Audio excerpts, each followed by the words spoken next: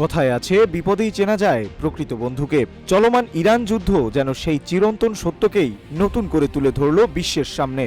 রণক্ষেত্রে যেখানে শত্রু মিত্রের সীমারেখা প্রায় অস্পষ্ট হয়ে যায়, সেই অনিশ্চয়তা আর আতঙ্কের মাঝেও মানবিকতার উজ্জ্বল দৃষ্টান্ত স্থাপন করেছে শ্রীলঙ্কা।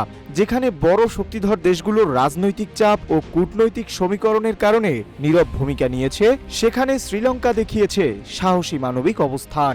এমন সংকটময় পরিস্থিতিতেও তাদের এই উদ্যোগ নিঃসন্দেহে ইরানিদের হৃদয়ে চিরদিনের জন্য জায়গা করে নেবে।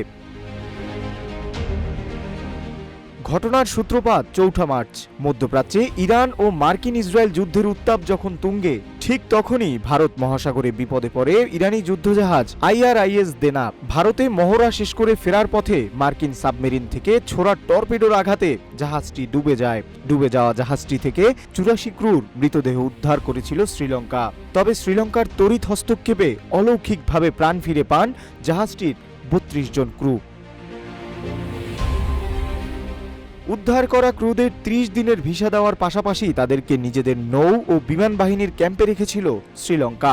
পরে তাদের দেশে ফেরানোর প্রস্তুতি শুরু হয়।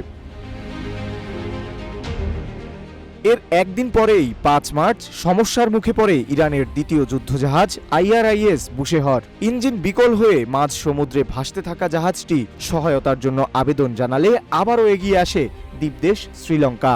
জাহাজটির ২০৮ জন ক্রুকে নিরাপদে উদ্ধার করে তারা।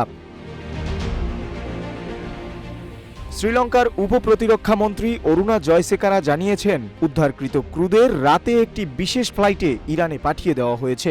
অন্যদিকে যান্ত্রিক ত্রুটির শিকার জাহাজ বুশিহরকে টেনে নিয়ে যাওয়া হয়েছে শ্রীলঙ্কার পূর্ব উপকূল ত্রিনকোমালিতে।